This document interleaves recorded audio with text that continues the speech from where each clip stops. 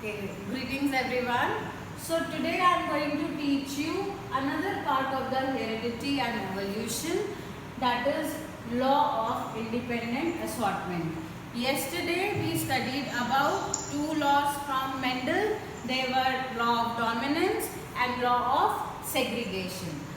Dominance का क्या मतलब था कि जो भी डोमिनेंस ट्रेट होगा वही नेक्स्ट जनरेशन में विजिबल होगा, ठीक है। एंड लॉ ऑफ सेग्रीगेशन क्या हुआ कि अगर जो हमारे पास F1 जनरेशन थी, अगर हम उसको उसमें हम सेल्फ पॉलिनेशन कराएं या हम दोनों पेरेंट्स सेम ले, है ना। सेल्फ पॉलिनेशन का मतलब है कि उसका ही पॉलिन ग्रेन ने उसके ही स्टिग्मा से अंदर जाके ओव्यूल को फर्टिलाइज किया, ठीक है। तो जो हमको नेक्स्ट जनरेशन F2 जनरेशन मिलेगी उसमें pure recessive, pure dominant and hybrid dominant, है ना। हमें 1:2:1 के जीनोटिपिक रेशियो में मिलेंगे और फिनोटिपिक में हमें 3 डोमिनेंट और 1 रिसेसिव मिलेगा, ठीक है। तो ये तो बात समझ में आ गई कि लॉ ऑफ सेग्रीगेशन से कि कैरेक्टर्स अपने प्योर फॉर्म में जब आते हैं तो वो सेग्रीगेट हो जाते हैं। Law of independent assortment, law of independent assortment says that every gene has its own character and they never work as a team, है ना। For example, if I have a tall plant, ठीक है, and if I have a short plant, then if I have a round seed and if I have a wrinkled seed, तो उसका हम gene क्या लेंगे, toll का हमने लिया कैपिटल T और शॉर्ट प्लांट का हुआ स्मॉल t, राउंड का हमारा हो गया कैपिटल R और wrinkled सीड का हो गया स्मॉल r। तो ये हमारे डोमिनेंट कैरेक्टर्स हैं और ये हमारे रिसेसिव कैरेक्टर्स हैं, ठीक है। मेंडल ने ये बोला कि ज़रूरी नहीं है कि हर जो अगर इनका क्रॉस होता है तो F1 जनरेशन को हमें क्या मिलेगी, कैपिटल T स्मॉल t और कैपिटल R स्मॉल r, है ना। तो ये कैसे होंगे, सारे के सारे होंगे टॉल एंड राउंड सीड्स। जब इसका इन्होंने सेल्फ पॉलिनेशन कराया F2 जनरेशन में, तो ये जिस तरीके से सेग्रीगेट हुए, सेग्रीगेट कैसे होना चाहिए था कि भाई या तो पूरे टॉल मिलेंगे हमें या हाइब्रिड टॉल्स मिलेंगे या हमें प्योर ड्वार्फ मिलेंगे, ठीक है, और या तो हमें प्योर राउंड मिलेंगे या हमें रिंकल्ड मिलेंगे। लेकिन मेंडल जी को सरप्राइज मिला और उन्होंने देखा कि ऐसा नहीं था। क्या क्या हमें मिल रहा था, हमें टॉल एंड राउंड तो मिल ही रहे थे, हमें शॉर्ट एंड रिंकल्ड तो मिल ही रहे थे, हमें साथ में ही, let me change the colour, okay, साथ में हमें और क्या कॉम्बिनेशन मिल रहा था, हमें और कॉम्बिनेशन मिल रहा था कि हमें टॉल के साथ में रिंकल्ड सीड्स भी मिल रहे थे और हमें शॉर्ट के साथ में राउंड सीड भी मिल रहे थे। तो इसका ये मतलब हुआ कि अगर हमको लग रहा था कि ये एक पैकेज में आ रहे हैं तो ऐसा नहीं है। हर जीन का अपना इंडिविजुअल कैरेक्टर होता है और वो नेक्स्ट जनरेशन में सॉर्ट आउट हो जाता है, अलग हो जाता है। ये ऐसा बिल्कुल नहीं है कि ये एक पैकेज में आ रहा है, ये एक पैकेज में आ रहा है और ये अलग नहीं हो सकते हैं, ये बिल्कुल अलग हो सकते हैं। और इस तरीके से हमारा ओरिजिनल जो था वो ये और ये था, लेकिन हम लोगों ने क्या देखा कि हमें टॉल के साथ में रिंकल्ड मिल रहा है और हमें शॉर्ट के साथ में राउंड मिल रहा है। तो इतने सारे कॉम्बिनेशन बने कैसे, let us study about it. Okay, हम लोगों ने क्या लिए, दो कैरेक्टर्स लिए। तो when we are taking 2 characters it is known as dihybrid cross, ठीक है। मोनो हाइब्रिड क्रॉस था जब हमने सिर्फ एक कैरेक्टर लिया था, डाई हाइब्रिड क्रॉस है when we are taking 2 characters, okay. तो हम लोगों ने क्या लिया, क्योंकि गैमीट्स है तो एक ही हाफ होकर आएगी उनकी जीन नंबर। और इस बार मैं फीमेल्स को डोमिनेंट कैरेक्टर दे रही हूँ, हर बार मेल को ही दिया जाए ऐसा बिल्कुल ज़रूरी नहीं है, ठीक है।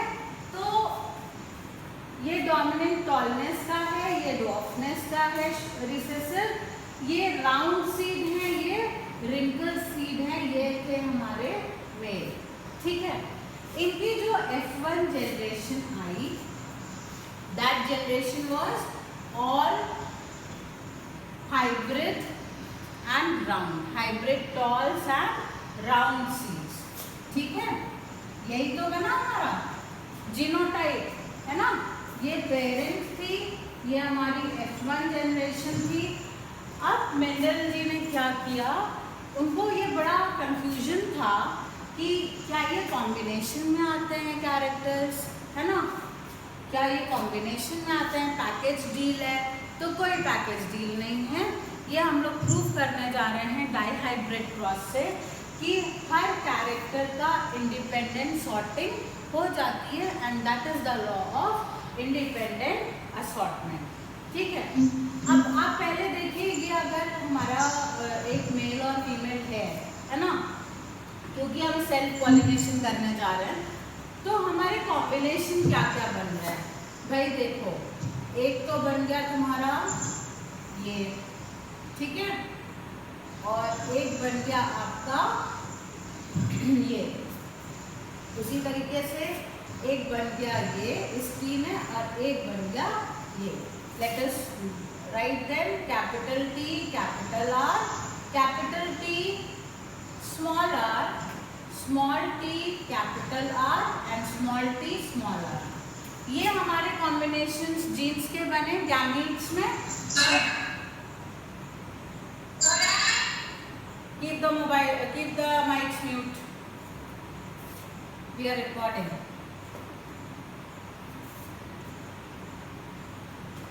All right. तो ये हमारे बन रहे हैं द गैमेटिक, है ना, जो हमारे गैमीट्स बन रहे हैं वो हमारे ये बन रहे हैं। सॉरी, ये गलत हो गया, I choose the color.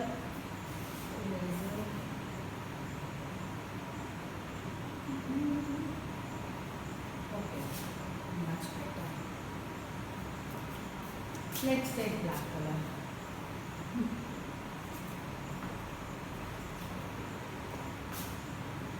Okay, so these are my four. Why it is not doing this? No.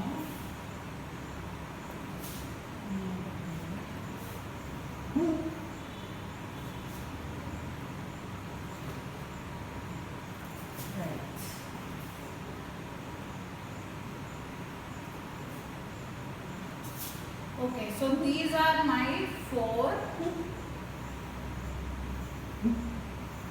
gametes. They can be ovules, they can be the pollen grain, ठीक है, मेल और फीमेल। अब हम इनको पुनेट क्रॉस में रखेंगे, नहीं तो आप बहुत ज़्यादा कंफ्यूज हो जाओगे। So let us do it in the Punnett cross, ठीक है। क्योंकि 4 है तो 4 4 स्क्वायर हमारे बनेंगे 16। You can also draw it along with me और द वे यू वांट, ठीक है। ये हमारे जो कॉम्बिनेशन बन रहे हैं प्रोबेबिलिटीज, तो suppose on this axis I am keeping male, on this axis I am keeping female.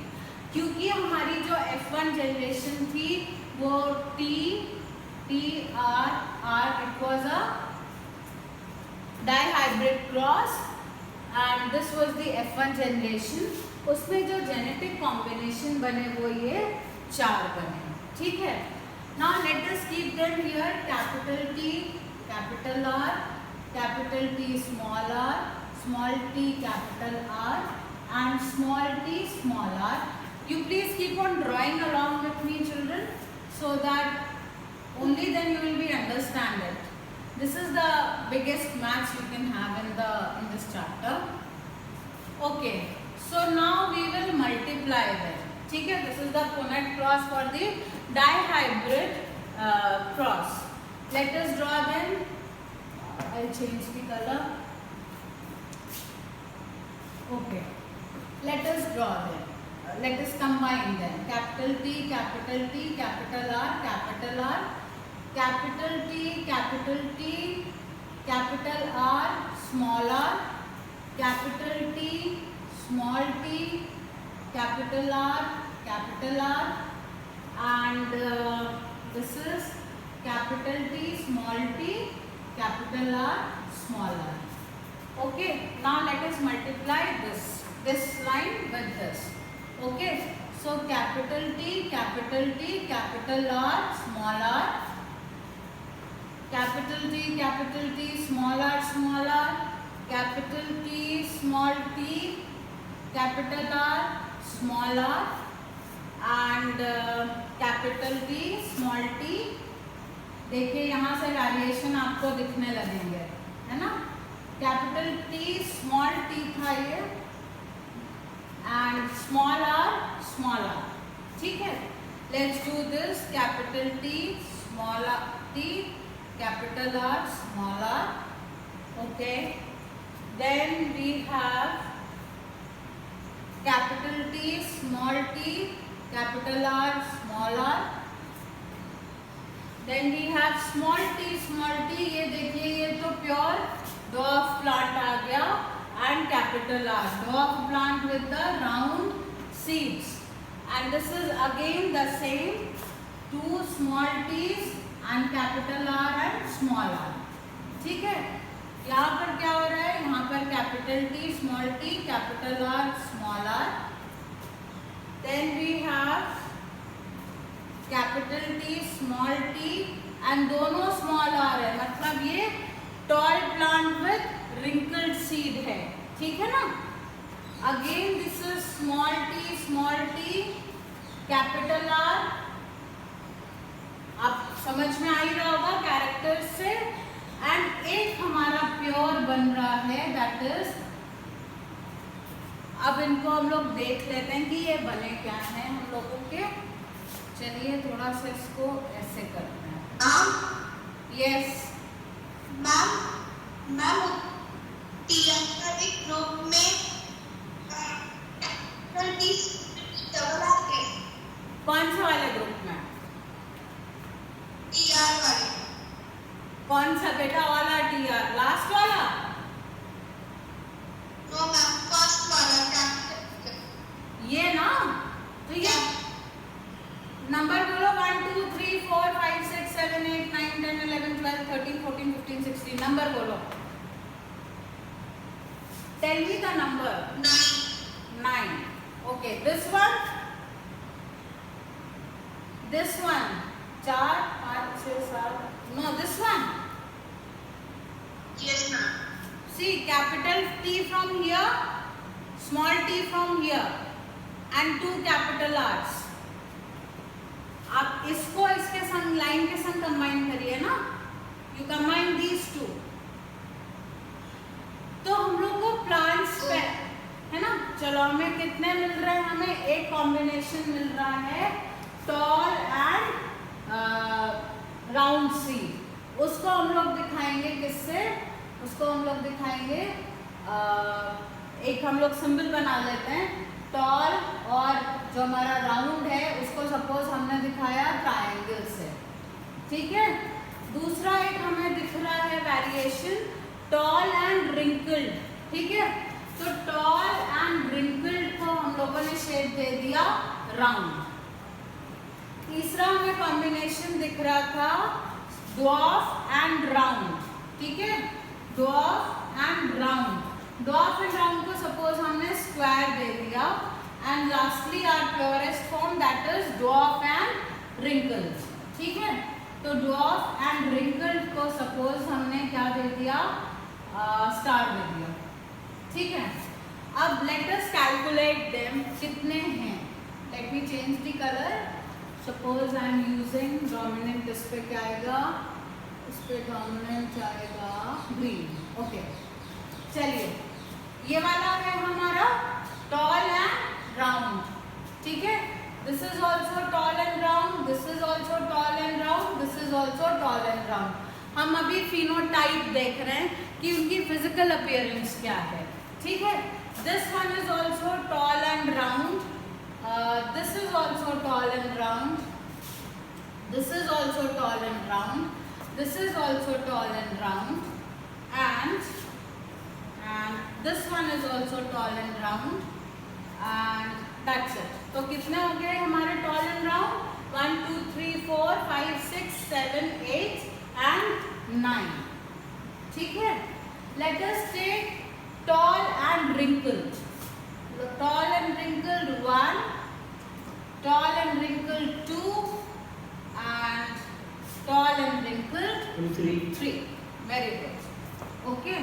Now we have dwarf and round. Dwarf and round, let us count. Dwarf and round 1, dwarf and round 2, dwarf and round 3. And this one is our star performer. Pure form में आ गया है dwarf and wrinkled 1. तो अभी हमारे characters की independent sorting हो गई है. And that is the law of independent assortment. That characters get segregated in the ratio of 9:3:1 like this. ठीक है? So you can take a screenshot, note it down. Once you will do it on your own, only then you will be able to understand it. I am giving you another combination. ठीक है? चलिए आपको मैं homework दे रही हूँ एक दूसरा combination. And that combination is okay. I'm giving you एक तो आपको common दे रही हूँ tall. तो इसका recessive है small t. This is हो गया your tall and short या dwarf. ठीक है? Another combination I'm giving you yellow and green. ठीक है? तो which color is dominant? Yellow is dominant and green is recessive. Homework है आप इसका independent assortment बना के लेकर आएंगे. 9:3:1. ठीक है? Tall capital T, small t. Yellow is capital Y, small y. ठीक है?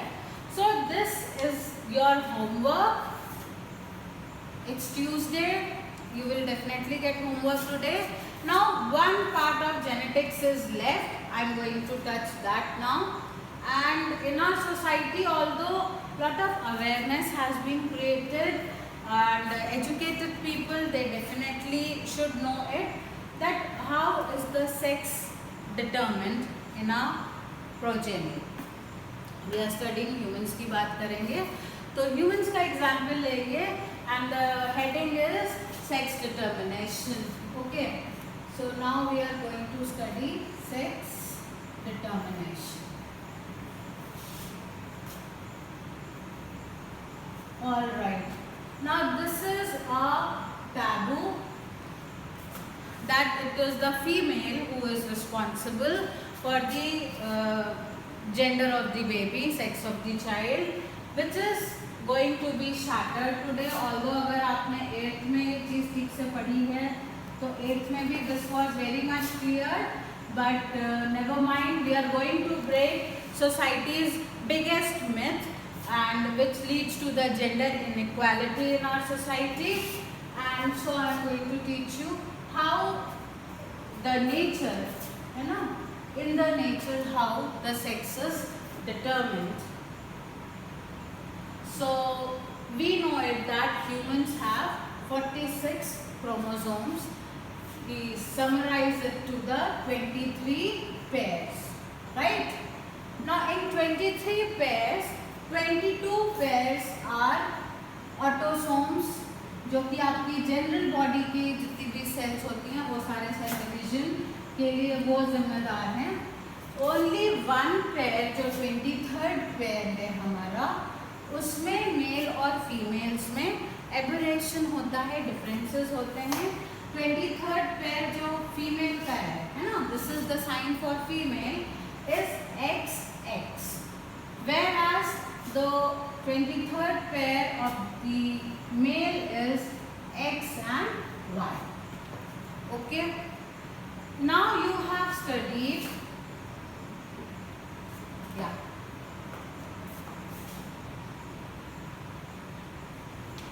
Now you have studied that gametes, ये क्या कंडीशन है, ये हमारी है 2n कंडीशन, है ना।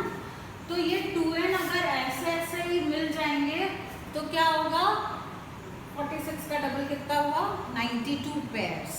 92 पेयर्स, 92 क्रोमोसोम्स, तो इंसान की जगह हाथी या भगवान ने क्या बन जाएगा, कुछ नया ही स्पीशीज आ जाएगा, जीनस आ जाएगा नया, है ना। तो नेचर ने क्या किया कि यहाँ पर मियोसिस होगी। Meiosis is also known as reduction division. जो हमारी जर्म सेल्स हैं, what are the germ cells, this is the ova and this is the sperm, ठीक है। तो जर्म सेल्स में हमारी मियोसिस होती है और meiosis is a reduction division. Meiosis is a reduction division जहाँ पर ये 2n जो है वो n हो जाता है। This is known as diploid stage, diploid, and this is haploid. ठीक है, मैं एक रिकैप करा रही हूँ। जो हमारे ह्यूमंस में 23 पेयर्स होते हैं, 22 पेयर्स मेल फीमेल में सिमिलर होते हैं। 23rd पेयर जो होता है उसमें female is XX chromosome and male have XY chromosome. Now ये जो हमारी germ cells हैं, gametes हैं, ova and sperm, इनमें meiosis होती है। meiosis क्या है? It is a reduction division. किसका रिडक्शन हो रहा है? नंबर ऑफ क्रोमोसोम्स का, है ना। जो ये हमारे जर्म सेल्स हैं इनमें 46 की जगह 23 क्रोमोसोम्स होंगे एंड 23 + 23 46 एक नॉर्मल ह्यूमन की प्रोजेनी होगी, ऑफस्प्रिंग जो होगा वो नॉर्मल होगा, ठीक है। तो 2n का मतलब क्या हुआ, 46 और 23 पेयर्स, n का मतलब हुआ 23 क्रोमोसोम्स, ठीक है। So this is the diploid stage, this is the haploid stage. ये सारी टर्मिनोलॉजी जो है आपकी नई है इस चैप्टर में, and that is why you might be feeling what is she teaching, but this is the truth. Okay, so now we have X, X, and now इनका क्रॉस हो रहा है, एंड जो फर्टिलाइजेशन के बाद प्रोबेबिलिटी है वो है ये, ठीक है। Now I'm going to change the color so that you understand it well. Okay, अब आप देखोगे कॉम्बिनेशन क्या करना है ना। तो कॉम्बिनेशन के लिए क्या है हमारे पास बेस्ट, Punnett square, है ना। When we have Punnett box, all the problem is sorted out, right? I'll keep the female here and I'll keep the male here, right? अब इनके gametes जो बन रहे हैं उनकी probability देखिए क्या क्या बन रही है। Female have XX and males have X and Y, ठीक है। Shall we multiply it? XX, XX, ठीक है, XY, XY, क्या है ये,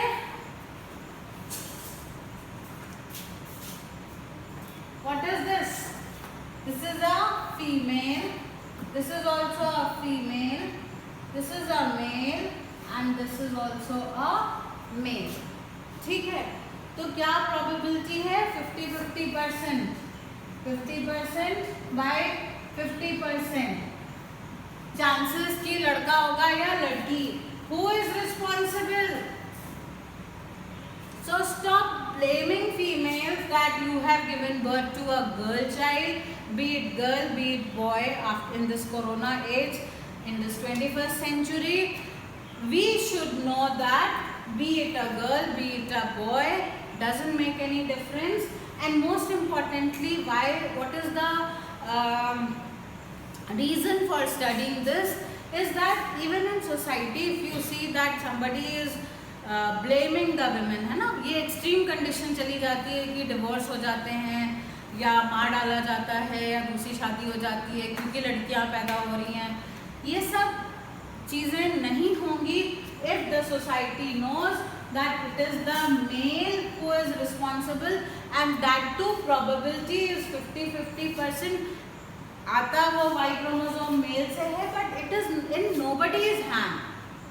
This is sheer chance. Okay, so stop blaming women, and even in your family or neighborhood if somebody is blaming the females for giving birth to a girl child, please you can go and explain it to them ki yaar shut up, you are responsible, she is not responsible.